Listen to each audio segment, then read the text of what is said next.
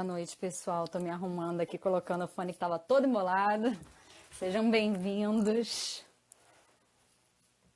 Deixa eu avisar aqui ao autor que a gente já começou.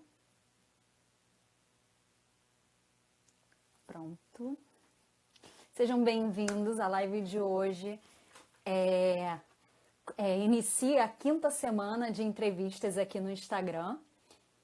Tivemos muitas pessoas maravilhosas já conversando aqui com a gente e a tendência é que as próximas entrevistas também sejam do mesmo nível, com pessoas sensacionais que têm aceitado esse convite. Davi já está entre nós, eu vou só esperar o pessoal entrar para a gente poder começar. Antes de eu chamar o Davi para essa conversa, eu queria falar para vocês não esquecerem que na próxima segunda-feira a gente vai ter a entrevista do Pedro Bandeira. Eu estou animadíssima. Pedro é o meu autor favorito da vida. A Marca de uma Lágrima é o livro da minha vida, que pautou muitas coisas durante a minha vida. E essa entrevista é muito importante para mim. Então eu espero que vocês estejam comigo, que vocês ajudem na divulgação, porque vai ser um grande desafio.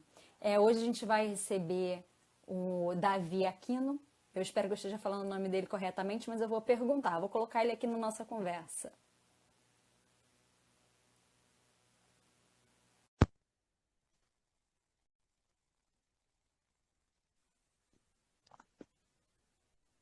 Olá! Olá, tudo bem? Me ouve Tudo bem? bom? Tudo jóia você? Ouço, tá ótimo.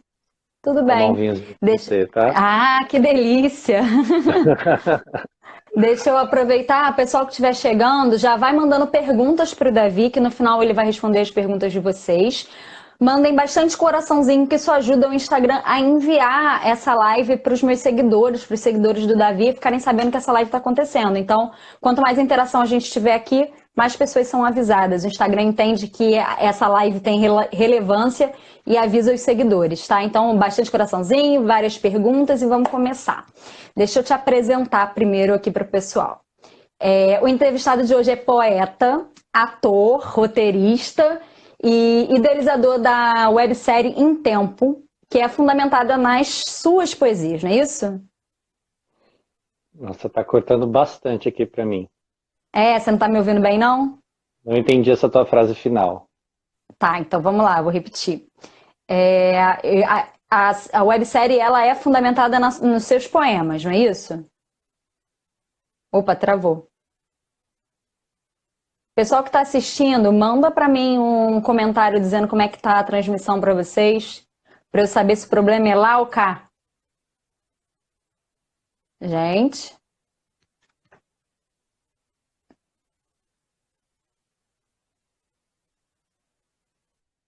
Voltou. Você perdeu tudo que eu falei? Eu vou começar de novo. Eu estava explicando que você é poeta, ator e roteirista e idealizador da websérie Em Tempo, que é fundamentada na sua poesia, não é isso? Isso. Eu queria agradecer muito você ter aceitado o convite. Seja bem-vindo à sua casa, que é o que a gente está podendo fazer na quarentena. Espero que seu vinho esteja bom. Indica Tá um uma livro para delícia. os nossos espectadores. Pode ser um livro que mudou sua vida, um livro que você esteja lendo agora, um livro que você acha que é fundamental que todos leiam, enfim. A Rosa do Povo, do Drummond, é um que junta tudo isso. Eu sempre estou lendo A Rosa do Povo. Foi fundamental para mim, mudou muito a minha visão sobre poesia.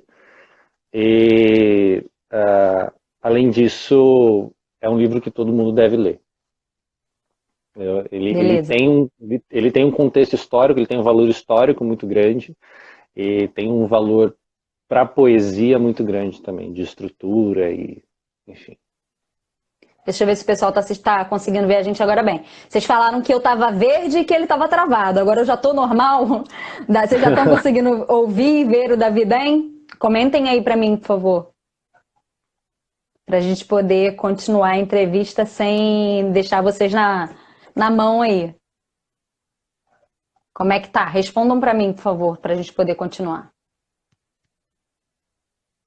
Voltou, tá ótimo. Então, beleza, vamos lá. Olha, que Davi, bacana.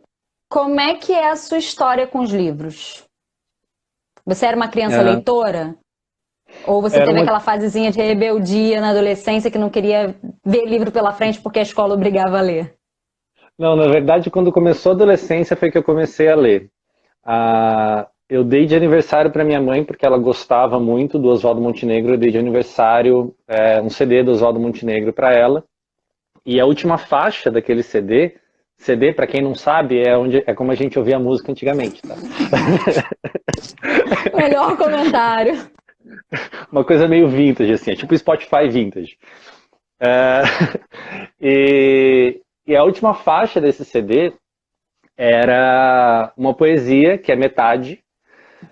E eu lembro que eu estava deitado na sala junto com a minha mãe ouvindo, porque a gente tinha essa coisa, né? Comprava um CD, a gente deitava, a gente ficava junto para Era uma ouvir outra aquele prática CD. dos dinossauros. Era uma outra prática dos dinossauros. Deitar para colocar o CD em um toca-discos, que é outra coisa que o tio explica para vocês depois. E aí a gente estava ouvindo, e aí chegou em uma poesia.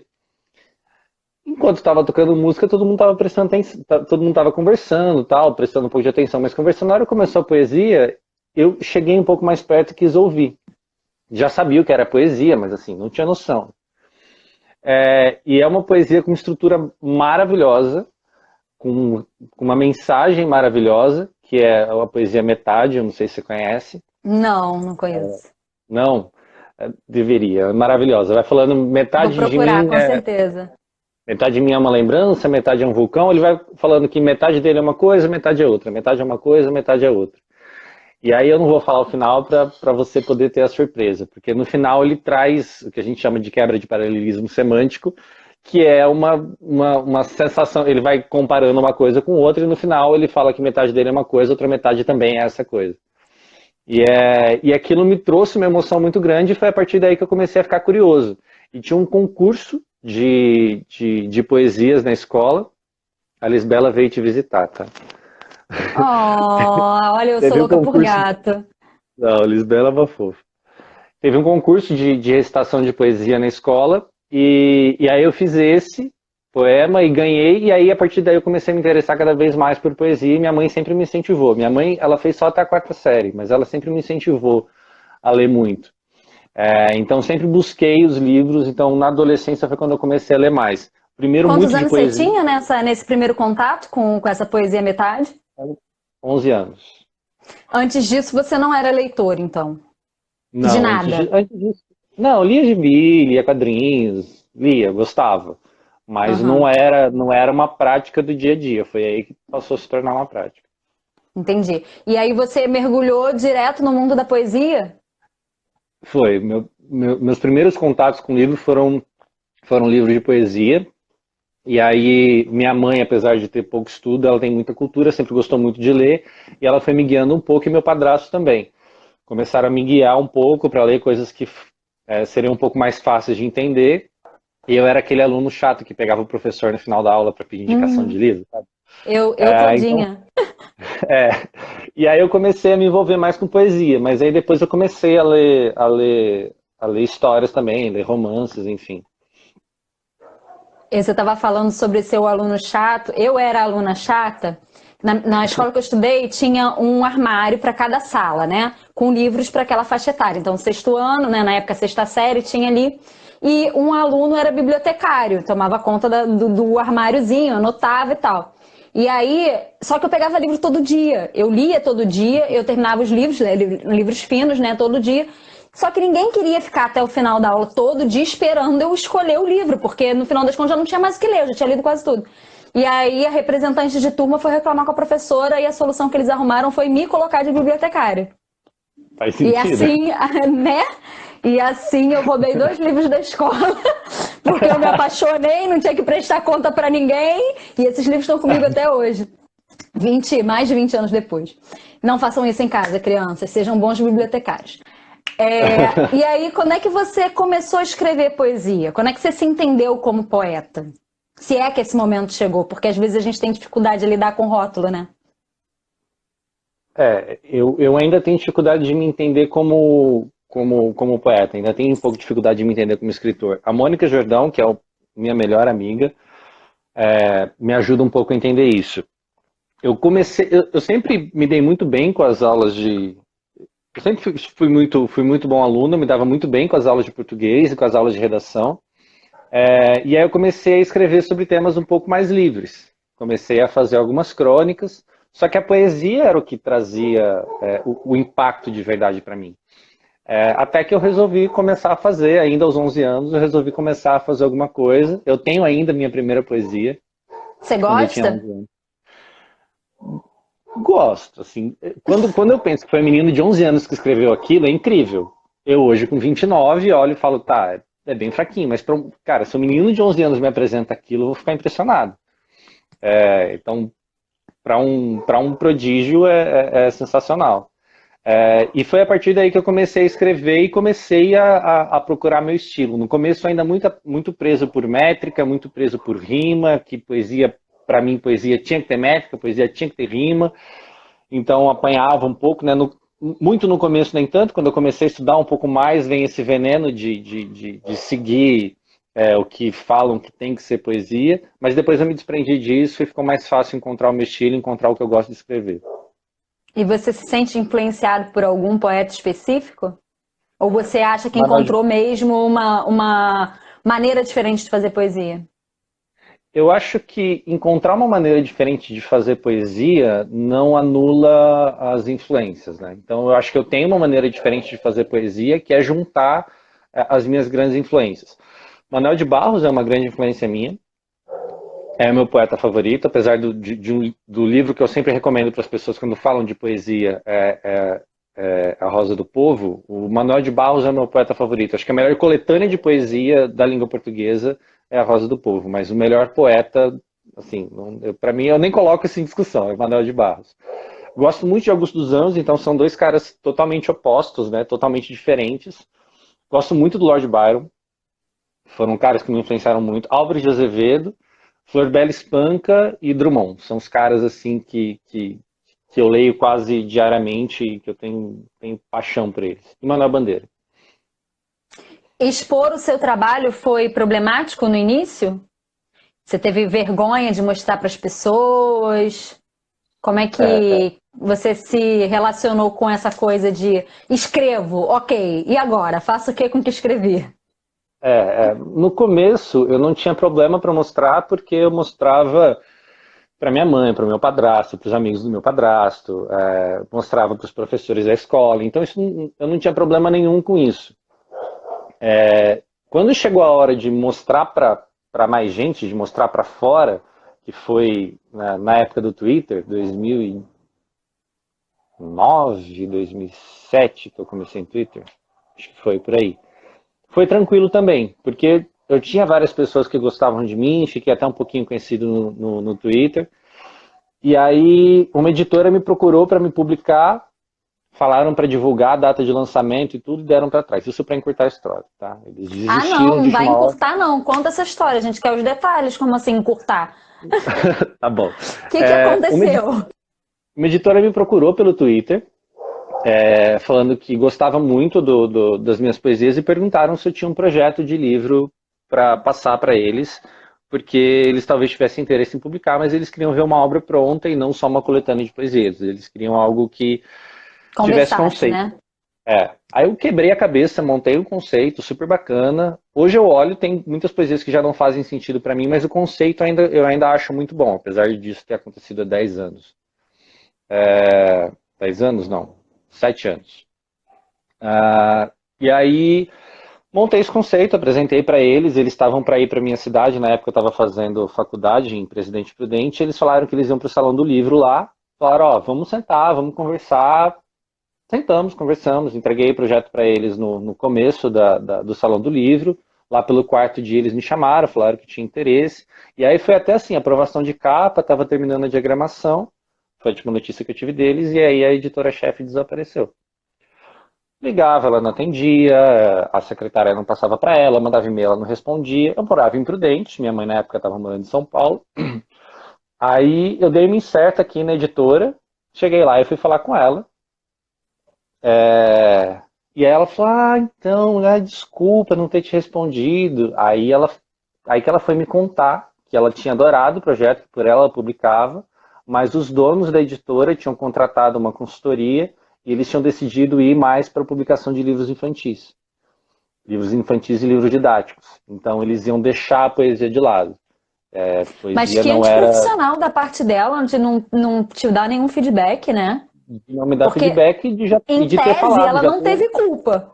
Vamos lá, em tese ela não teve Pois culpa, né? Não veio de um comando acima. Então era muito sim. simples ela se desculpar do que partia dela. Olha, desculpa ter criado toda essa expectativa com você, ter te dado trabalho e tudo mais. Posso, de repente, te indicar para uma outra pessoa, porque não é possível que ela não conheça ninguém no mercado, convenhamos. Mas não depende só de mim. Como assim não atender mais telefone? Surreal. Ela simplesmente sumiu. E aí, só que nisso eu já tinha falado de data de lançamento, eu estava super animado. E aí eu fiquei muito mal, caí numa depressão pesada. E deixei meu Twitter lá, tinha na época, não lembro mais quantos mil seguidores, mas assim, era bem Você mais do que eu desativou tenho. a conta? Eu deixei lá parado um tempo até que eu deletei. Eu deletei. Eu já me arrependo muito de ter deletado. Mas Não acabei tem no como final. recuperar, né? Não tem, não tem. Inclusive o username já é de outra pessoa. Eu te O user que procurei era para da vida. divulgar a entrevista e não achei. Você está usando É, algum outro username? uso o que tá igual do Instagram, underline Davi Aquino. Legal. É bom, né? No final a gente divulga isso melhor para a gente poder botar todo mundo em contato. Você sabe que Sim. aconteceu uma história parecida comigo. Quando eu publiquei meu primeiro livro, eu não posso dar muito detalhe, mas quando eu publiquei meu primeiro livro, eu escrevi. Aliás, na verdade, eu vim escrevendo desde que meu filho aprendeu a falar. As coisas engraçadas, inusitadas que ele dizia, e todo mundo falava assim pra mim: ai, faz um livro, faz um livro, faz um livro. Sabe como é que é mãe, né? Eu falei: faço. Uhum. Aí reuni aquilo tudo, conversei com o editor, ele falou: não, eu tenho interesse em qualquer coisa que você escreva. Eu fiquei já, né? Olha, ele tem interesse em tudo. Não, vamos fazer, vamos fazer. E isso tem, sei lá, uns 10 anos? Não, uns 6 anos, talvez, que isso aconteceu. E aí eu fiz a mesma coisa, divulguei que o livro ia sair, falei nome de editora, o cacete. Hoje eu já nem publicaria, que eu acho que não faz muito sentido para o meu público e acho uma coisa muito pessoal, que talvez eu faça, sei lá, 20 exemplares e distribua na família, faz muito mais sentido. Entendeu? Se o Uhum. Caio, meu filho, fosse uma criança famosa, acho que talvez isso fizesse sentido de alguma forma. Hoje eu vejo que a minha família ia gostar, mas talvez só a minha família. Há males que vêm para o bem, né? Enfim. E aí eu tinha te perguntado sobre mostrar, aconteceu essa situação, você entrou em depressão e você desistiu de publicar? Aí eu desisti de publicar, aí a vida continuou. Terminei a faculdade, e aí eu fui trabalhar em um banco, e banco é um ambiente muito machista e muito fechado à arte. E aí por um tempo eu me fechei um pouco, fiquei sem, na verdade, além de publicar, eu fiquei sem escrever durante algum tempo. Escrevia de vez em quando, anotava ali em alguma nota de celular, rascunhava alguma coisa, mas não guardava nada e nem pensava em publicar mais nada.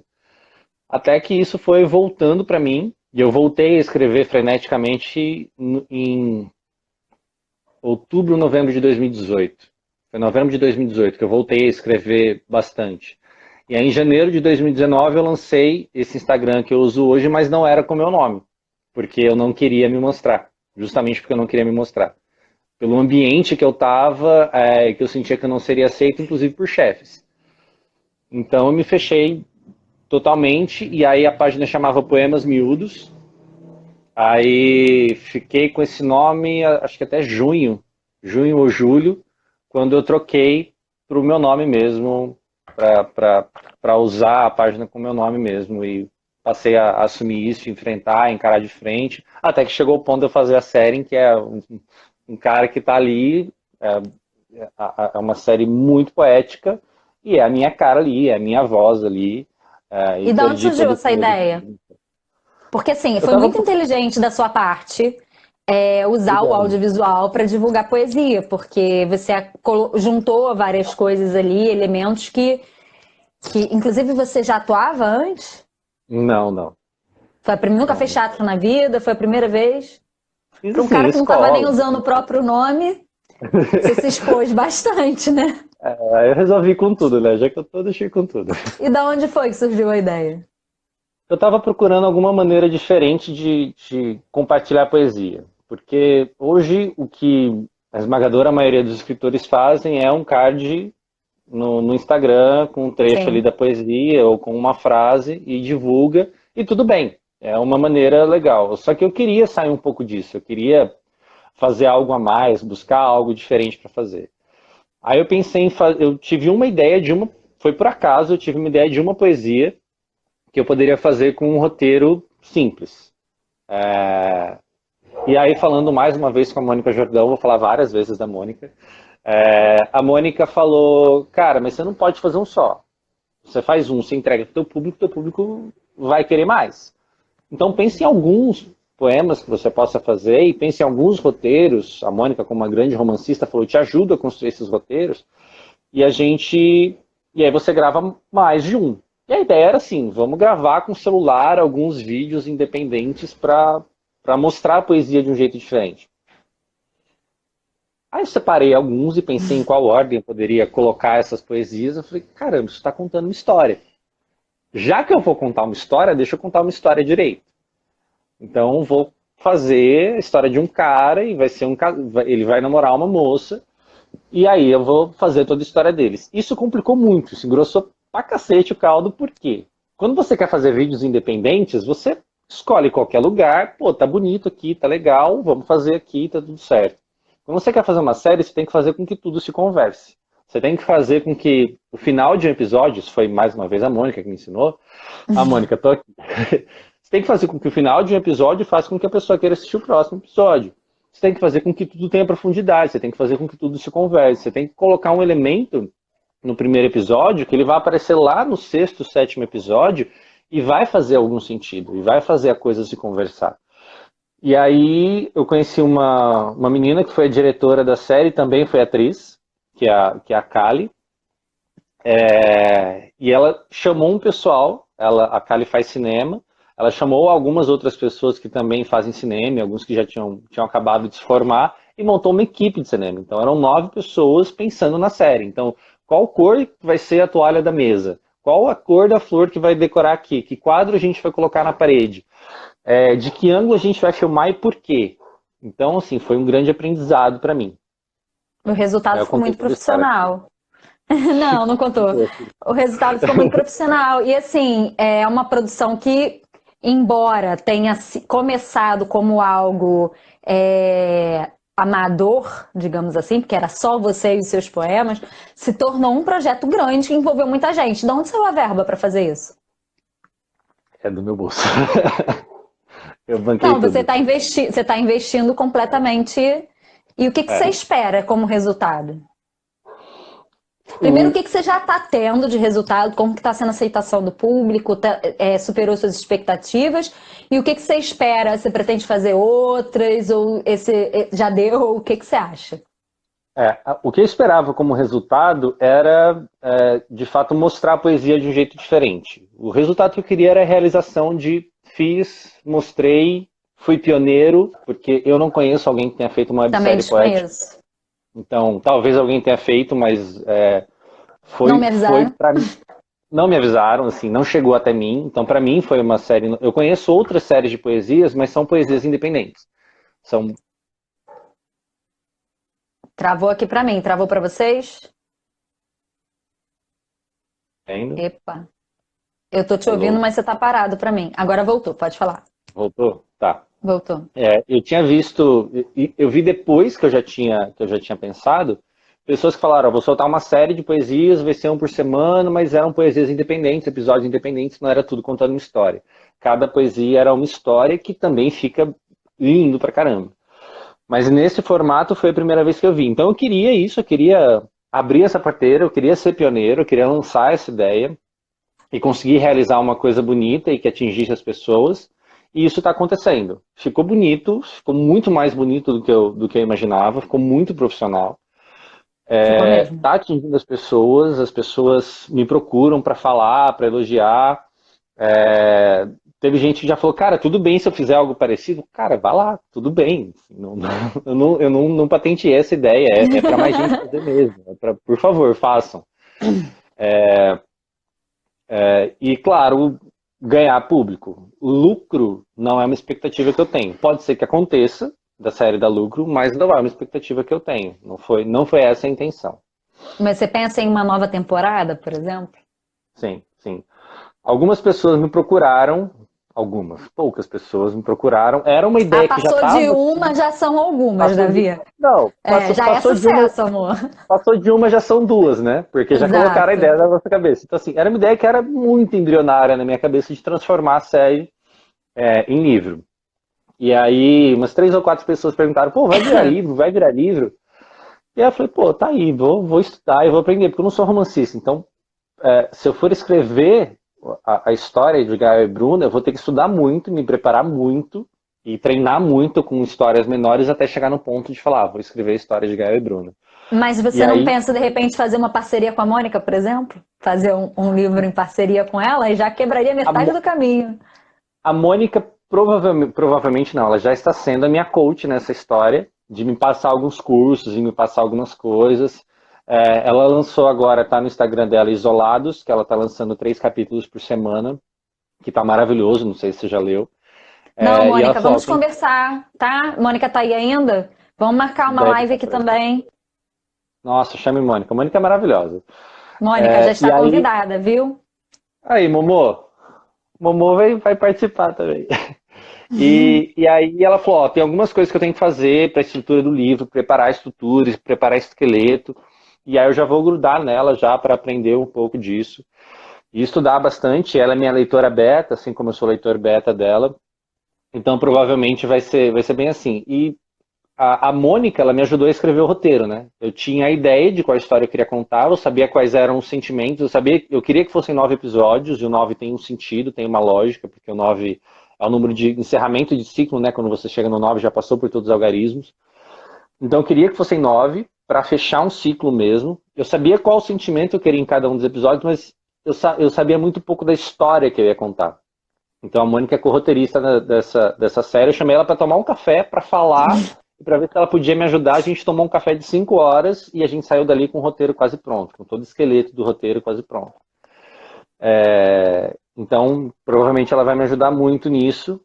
E aí a série vai virar livro, e no livro a ideia já é contar o que vai ser a segunda temporada. Então a primeira temporada sai antes do livro, a segunda temporada o livro sai antes. Então no livro a gente vai contar o que vem depois do 9º episódio. A gente está no 8º, o 9º episódio vai sair no domingo, e aí eu já tô com saudades, que é o último episódio. E aí eu vou me dedicar ao livro e contar o que acontece depois desse 9º episódio. E qual é a sua intenção? Publicar independente? Mandar original para as editoras? O que você pretende? Eu quero mandar original para algumas editoras. O que eu quero fazer independente antes de chegar no livro é lançar alguns contos um pouco mais longos, independente na Amazon. Lançar para Kindle ali num precinho baixo. Antes de lançar isso, treinar muito para entregar algo de qualidade para o público. Né? Não, e até cria um público leitor, que é importante, né? Quando eu me sentir um pouquinho mais seguro, aí eu começo a lançar para o Kindle. E aí sim mandar para uma editora. Porque eu já vou ter um certo histórico, né? Vou ter uma série lançada, um original pronto, alguns independentes lançados, uma segunda série já planejada, já projetada, então acho que ganha um pouquinho. Eu queria te pedir para dar um conselho para quem escreve poesia. Porque assim, você está agora migrando, saindo um pouco da sua zona de conforto, né? Já que você escreve poesia há muito tempo e agora vai começar a trabalhar mais a questão do romance. Com relação a escrever poesia, o que você acha mais importante para quem está começando?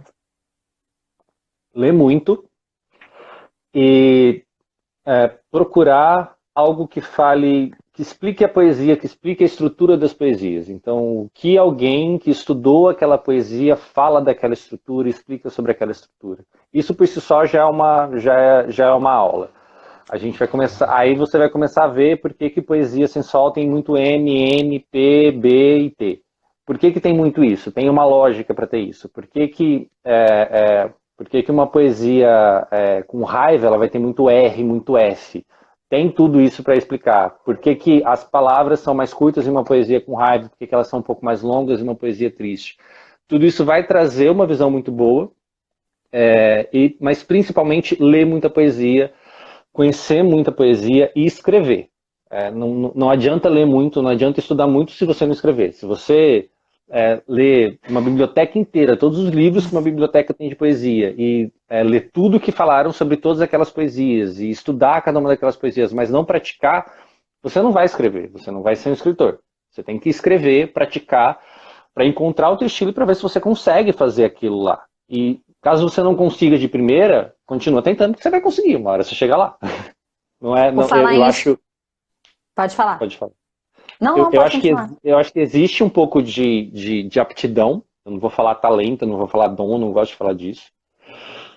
Eu acho que pode existir aptidão para escrita, mas com certeza a prática pode superar a aptidão. Então quem pratica, quem estuda, quem busca vai conseguir chegar lá tanto quanto um cara que naturalmente já escrevia bem. E um cara que naturalmente escreve bem, se ele não estudar, se ele não praticar, ele não chega a lugar nenhum. Você está falando sobre. Não falando sobre talento, mas você acredita que é possível escrever qualquer coisa, principalmente poesia, sem inspiração? Apenas transpiração, como as pessoas costumam falar? Você acredita em poesia sem musa? O Manuel de Barros, meu muso, fala exatamente isso. O Manuel de Barros ele falava que a poesia era sentar a bunda na cadeira e destrinchar a palavra formiga. E ele fez não lembro se foi um livro todo ou uma parte de um livro, só em todas as poesias ele falava alguma coisa de formiga. Então ele falava que se eu sentar e procurar uma palavra, procurar os significados que aquela palavra pode ter e os sentidos que aquela palavra pode ter, em quais contextos aquela palavra pode se encaixar, dali pode nascer poesia. Por outro lado, tem meu Deus, esqueci quem. Um outro grande poeta. Nossa, fiz o nome dele. Que ele fala que a poesia vem do espanto. Para mim, as duas coisas se conversam muito. A maioria das O que te poesias que eu inspira? escrevo, qualquer coisa pode me inspirar. Eu já me inspirei com um comercial de shampoo de bebê. Eu já me inspirei Isso é com um uma conversa. fenômeno. Eu já me inspirei com story de uma seguidora minha. Ela segue, ela comenta muito. E aí eu comecei a segui-la também. E ela posta muito story dela com o namorado dela. E eles moram numa casa muito simples. Só que o amor deles é lindo. Você sempre vê eles super apaixonados. E aí disso nasceu uma poesia. E já teve no metrô e eu vi alguém xingando o outro e aquilo ali me inspirar. Então qualquer coisa pode inspirar, desde que a gente procure inspiração naquilo. Tem algumas coisas que mais facilmente vão inspirar. Cara, claro, se eu for assistir Milagre na Cela 7, se eu for assistir Marley e eu, é mais fácil alguma coisa que está lá me emocionar e me inspirar. Mas eu posso sentar a bunda na cadeira e procurar inspiração na narração da minha gata e vou encontrar alguma coisa que vai me inspirar. É muito mais difícil, mas dá para procurar.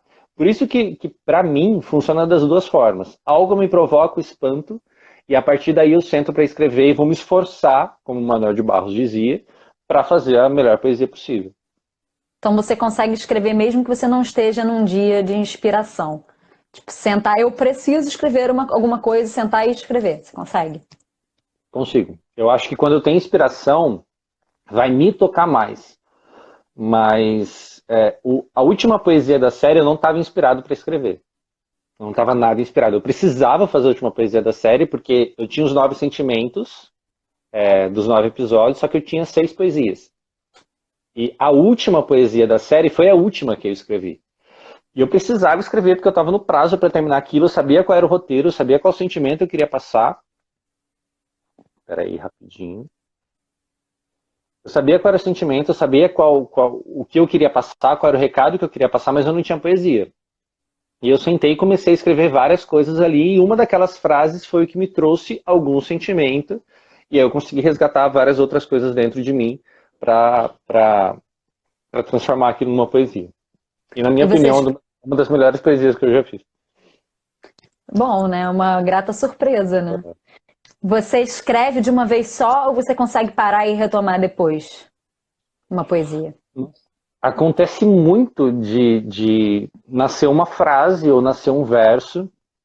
Esses tempos, sei lá, um mês atrás eu terminei uma poesia que eu comecei há um ano atrás. Porque surgiu uma parte, para mim aquilo ali não era uma poesia no todo, era algo bom, tinha algum valor, mas não era uma poesia no todo. E aí, olhando ali nas minhas anotações antigas, isso acabou aparecendo e eu comecei a puxar um pouco mais de coisa e se tornou uma poesia completa. Acontece muito de eu estar escrevendo na intenção de fazer uma poesia inteira e chegar num ponto que não está me agradando, o final não tá legal, o final não está... Travou aqui, travou aí? Pessoal, enquanto o Davi destrava, mandem perguntas para ele poder responder, tá? Assim que eu terminar as minhas perguntas, o Davi vai responder as perguntas de vocês. E como eu pedi no início, mandem bastante coraçãozinho, que aí o Instagram avisa os seguidores que a gente está fazendo a live. Tinha travado, agora pode continuar. Até onde você ouviu? Eu ouvi e eu comecei a falar, me perdi. Eu ouvi até a parte que você falou que você terminou um ano depois. Isso, terminei um ano depois uma poesia. Eu terminei um ano atrás uma poesia que eu comecei há mais de um ano, na verdade. A poesia do episódio 7, o final dela, o último verso, foi o que surgiu primeiro assistindo um show, e eu escrevi ali, anotei, e eu fiz vários começos e vários meios para ela, até chegar no ponto que eu falei, beleza, é isso, e tá legal. Não, desculpa, poesia do episódio 5. Até que chegou no ponto que eu falei, cara, é isso, essa estrutura, é isso aqui que eu queria passar, porque até então eu não tinha conseguido chegar a algo que fosse satisfatório para mim. Então acontece muito, sim, de começar a escrever e ter que parar e retornar depois. E às vezes é melhor. Eu tenho uma pasta no meu Google Drive que chama Poesias em Maturação. São poesias que eu comecei, eu escrevi uma parte, eu não estou satisfeito e eu vou voltar lá depois. Aí eu escrevo em que momento que aquilo surgiu, eu vou voltar e vou tentar resgatar o sentimento para tentar escrever e tentar terminar. Entendi. Esse processo de maturação que você fala, eu faço muito isso com as minhas histórias. Entre eu publicar o primeiro livro, escrever e publicar o primeiro livro, eu levei 2 anos. Primeiro que eu não tinha publicado nada ainda, né? Então ele ficou guardado 2 anos. E o último livro que eu escrevi, não que eu publiquei, mas o último que eu escrevi, já tem 2 anos que tá guardado também. Tá ali, ele paradinho. Fica lá. A partir do momento que eu leio e falo, caramba, fui eu mesma que escrevi isso, eu falo, bom, então dá pra publicar. Enquanto eu leio e não gosto e vou mudando, é porque tem alguma coisa errada. Não, mas assim, eu acho que é válido. Voltar, mexer e, pô, tá legal, é isso, vou deixar aqui. Porque eu acho que a maturação não necessariamente é deixar ali parado. Acho que a maturação vou me afastar um pouco disso, me afastar um pouco desse sentimento, depois eu volto nele e tento terminar. E eu acho que é válido também. Vou deixar parado um pouco, parece que tá legal, mas daqui a alguns meses eu volto, ou daqui a algumas semanas eu volto. Você muda de paradigma, né? Você muda a sua visão, às vezes. Eu falo muito que eu vejo as coisas que eu escrevia na adolescência, que eu achava sensacionais, que as minhas amigas achavam lindos e copiavam para mandar para namorado, que eu olho hoje e falo, Jesus, o que essa pessoa tinha? Exatamente. E aos 15, 16 anos eu era dramática demais, eu acho que toda adolescente, né? E achava aquilo lindo. Aí hoje eu leio e falo, gente, coitada da minha mãe, porque ela devia achar que eu ia me matar a qualquer momento lendo essas coisas. Eu adoro escrever um drama, adoro escrever uma tristeza. Eu mais escrevo. Mas assim, eu acho que tem poesias que eu olho de meses atrás e eu já não gosto tanto, eu já não me reconheço tanto naquele sentimento. Mas é quem eu era. E tem uma frase que eu gosto muito, gosto tanto que eu tatuei essa frase aqui, que é cada eu que digo é outro. Não é minha essa frase, eu morro de inveja da pessoa que escreveu isso. Que, assim, muita gente não entende, né? Quer dizer que cada vez que você fala eu, você já é outra pessoa. É aquela história de que o homem nunca se banha 2 vezes no mesmo rio. Porque na segunda vez que ele tá lá, ele já não é o mesmo homem e o rio também não é mais o mesmo. Então a gente está sempre em transformação. Então é natural eu olhar para uma coisa que eu escrevi lá atrás e não me apaixonar por aquilo, achar que aquilo já não reflete quem eu sou. Mas refletia. E é importante a gente tentar valorizar aquilo. Eu tento valorizar as minhas coisas antigas. Às vezes é um pouco difícil, mas eu tento. Vem cá, você é formado em engenharia ambiental, é consultor de TI E é poeta. e tem os. Não, tem talentos que se somam, né? Poesia, agora atuação, um roteiro, futuramente um romancista. De tudo isso que Amém. forma o Davi, o que te dá mais prazer? Nossa, jornalista faz umas perguntas difíceis, né? Meu papel é esse, aquelas. Não, Eu mas quero te assim, complicar, não vem facilitar nada, não, não, não. essa pergunta já foi mais difícil para mim, porque o meu terapeuta me ajudou a entender o porquê. Uma vez eu falei isso para ele, ele me perguntou por quê, eu não sabia, ele me ajudou a entender o porquê, e faz muito sentido. Para mim, a coisa mais importante é fazer algo que tenha valor para as pessoas, fazer algo que emocione as pessoas. O fato de eu ter feito engenharia ambiental e o fato de eu trabalhar como consultor de TI é porque é algo que eu faço bem, paga bem as minhas contas, eu consigo trazer um bom resultado para a empresa que eu trabalho, para as empresas para quem eu trabalho, né? Porque eu trabalho numa empresa, mas eu dou consultoria para outras. Mas a poesia, a escrita, a música, porque às vezes eu também tento compor, Eu ia te perguntar isso, eu a tô vendo um atuação, violão aí atrás. Eu já ia te perguntar esse se você também compõe. componho muito pouco. Quando eu componho eu entro mais com a letra, mas é com a intenção sempre de tocar as pessoas, é com a intenção sempre de emocionar as pessoas. E o meu terapeuta me ajudou a entender que de tudo que eu faço, o mais importante é trazer algo que vá tocar as pessoas. Ele perguntou porque eu escrevia até que eu cheguei nessa resposta. Eu escrevo para emocionar as pessoas, para tocar as pessoas, e para que as pessoas se identifiquem com o que eu estou escrevendo. Isso é uma maneira de não se sentir sozinho, né? Uma maneira de falar, poxa, alguém mais sente o que eu estou sentindo. Mas emocionar as pessoas é algo muito importante para mim. Então, de tudo que você faz, o consultor de TI paga as contas e o poeta te deixa feliz. É isso. Eu falo que eu sou consultor de TI para sobreviver, mas a minha vida só existe na poesia. E a engenharia ambiental ficou para trás, você nunca trabalhou na área?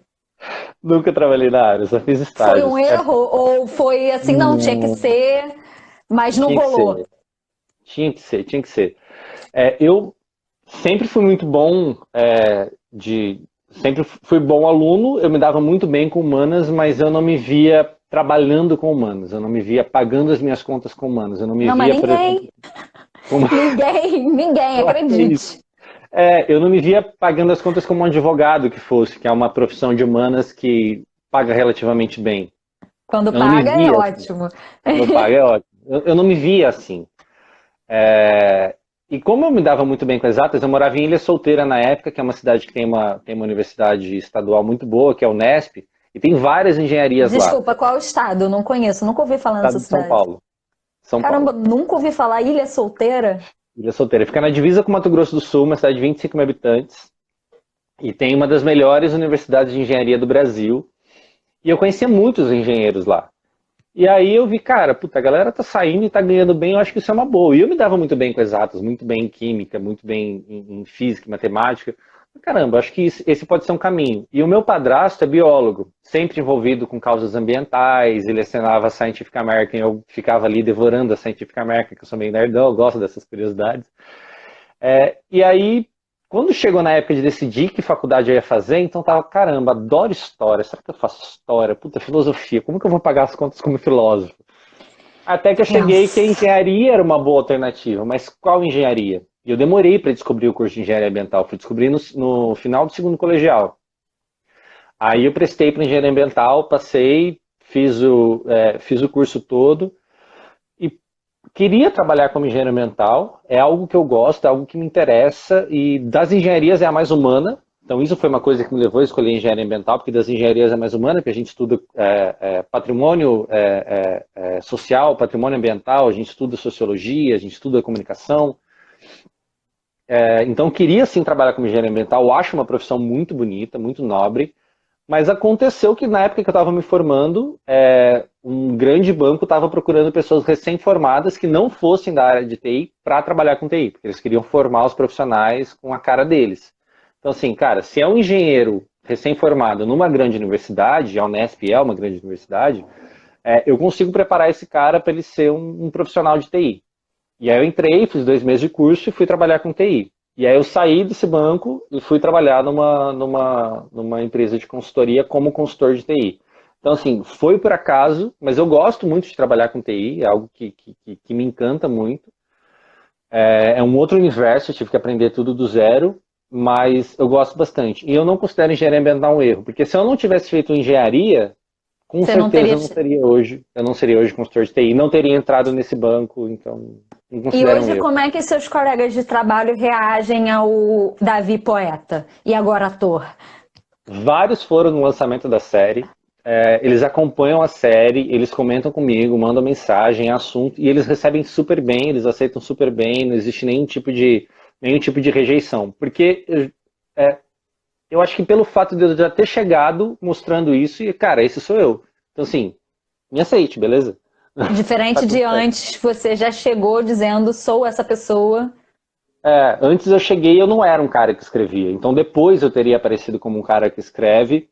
E aí eu tinha um pouco de medo de como isso ia rolar. E olha que bacana. As pessoas que eu achava que não iam me aceitar na época, hoje acompanham o meu trabalho. A gente se Acompanham e surpreende, gostam. né? É, é. É, eu queria te saber dos saraus que você organiza. Me fala um pouco sobre eles e quem pode participar, como é que faz para se inscrever, se é que há uma inscrição, conta aí. A inscrição chega lá, na hora que você quiser, você fala. Não tem, é tudo aberto. Mas eu vou explicar um pouco melhor. Eu comecei a participar, eu vim para São Paulo, estava me sentindo em um deserto artístico, porque em Prudente eu participava da organização de saraus, que eram saraus solidários, a gente fazia saraus solidários, a gente organizava um sarau por mês, arrecadava 1 quilo de alimento por pessoa, ia nas empresas, tinha muitas empresas de alimentos e produtos de limpeza, a gente arrecadava muita coisa, e a gente levava uma picapezinha cheia para alguma instituição. Então a cada mês era uma instituição, era sempre no segundo sábado do mês, a gente fazia o sarau, e aí a cada mês a gente levava para uma instituição. E eu estava muito envolvido com isso lá. Mesmo depois de ter parado de publicar, eu continuava envolvido com saraus lá. Quando eu vim para São Paulo, eu perdi tudo isso, e eu não estava encontrando um lugar onde eu pudesse mostrar arte. Até que eu encontrei alguns saraus, e cheguei ao ponto de perceber que os saraus eram quase que exclusivamente música. Faltava um pouco de sarau que falasse mais de literatura, que desse um pouco mais de destaque para a literatura. Eu amo música, eu acho música uma forma maravilhosa de poesia, mas cadê a poesia, poesia? A poesia que acabou não virando música, a poesia que não tinha estrutura, que não tinha métrica para se tornar uma música. Cadê as crônicas? E aí eu resolvi começar a organizar os saraus. O primeiro foi em... Mônica pode me ajudar a lembrar, mas acho que foi em agosto ou setembro do ano passado. E aí a partir daí eu fui fazendo um por mês, até janeiro. Aí em fevereiro teve o lançamento da série e aí depois veio o isolamento por conta do coronavírus e aí a gente parou. Mas eu sempre monto um line que é para garantir que algumas pessoas vão estar lá, para garantir que algumas pessoas vão participar e para também chamar um pouco de público. A Mônica falou que foi em setembro. Então monto um line, eu escolho algumas pessoas para participar com poesia, algumas pessoas para participar com música, porque essas pessoas acabam me ajudando a divulgar e são pessoas são pessoas cuja arte me encanta. E essas pessoas acabam também puxando um pouco de público, e aí a gente faz ali 1 hora, 1 hora e meia, intercalando entre essas pessoas que fazem parte do line, e a partir daí o microfone é aberto. E aí geralmente a gente acaba cedo, tipo 5h30, 6 horas da manhã.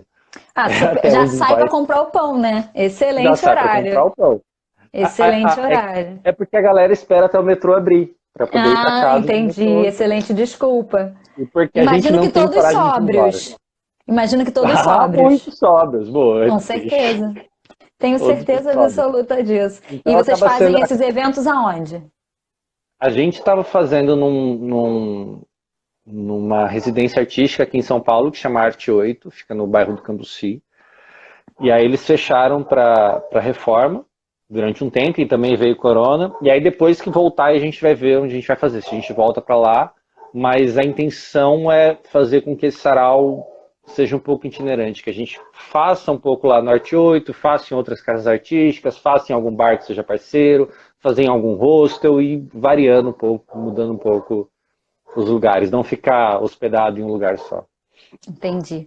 Vamos dar uma olhadinha no que o pessoal tá falando, porque já tem 50 minutos de entrevista e com 60 o Instagram vai derrubar a gente. Pois é, passou rápido, né? O tempo voa quando a gente se diverte. Quando desce também. Eu vou dar uma olhada aqui no que o pessoal tá falando, mas enquanto isso, você aproveita para falar como é que o pessoal te encontra no Instagram, no Twitter, seu site, e quem quiser acompanhar a websérie, como é que tá? Falta um capítulo só para terminar, não é isso? Já tô triste. Fala aí. Vocês podem me encontrar aqui no Instagram pelo _ Davi Aquino. Também é no meu Instagram que está a minha websérie, está lá no meu IGTV. Eu lancei a série exclusivamente para o IGTV, que é uma plataforma que nem monetiza para a gente, então a intenção é mesmo entregar a arte para vocês. A gente está no 8º episódio, então eu recomendo que você assista desde o primeiro para entender toda a evolução do sentimento ali do Gael. Os episódios são curtos, tem episódios de 3 minutos, de 4 minutos, episódios de 8 minutos, mas são todos ali em torno dos 5 minutos.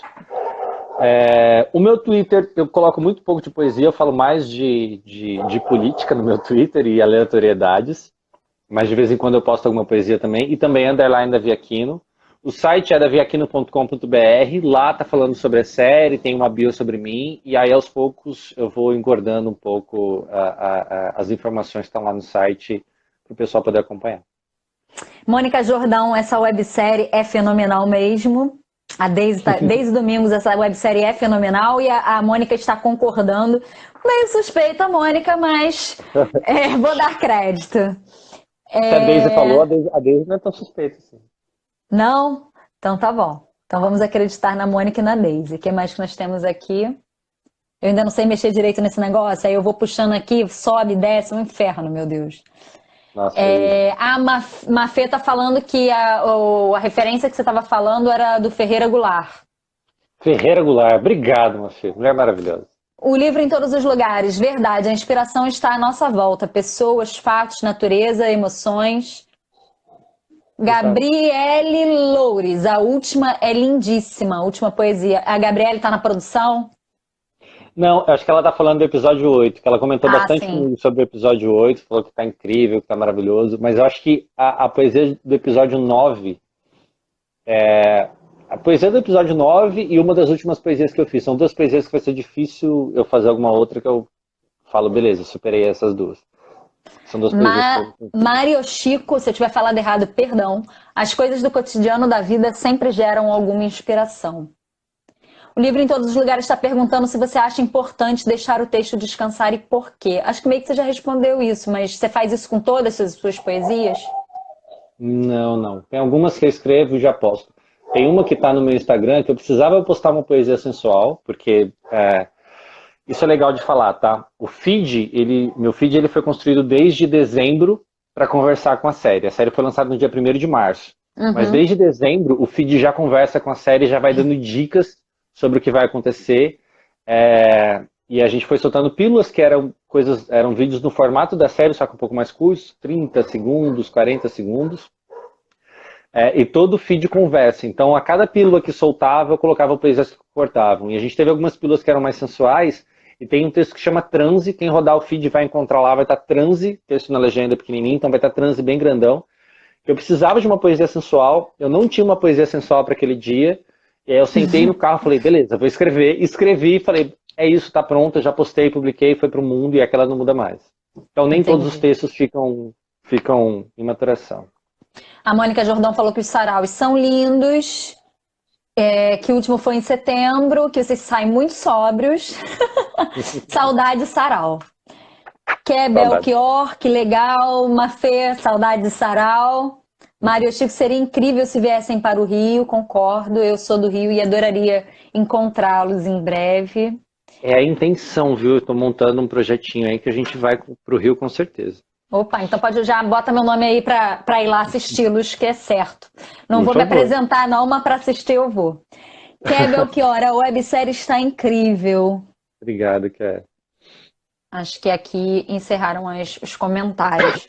Eu postei É, hoje alguns stories falando sobre a direção de arte da série. Tá bem legal, explicando um pouco sobre essa coisa que eu falei, que tudo tem um significado e acho que é legal assistir.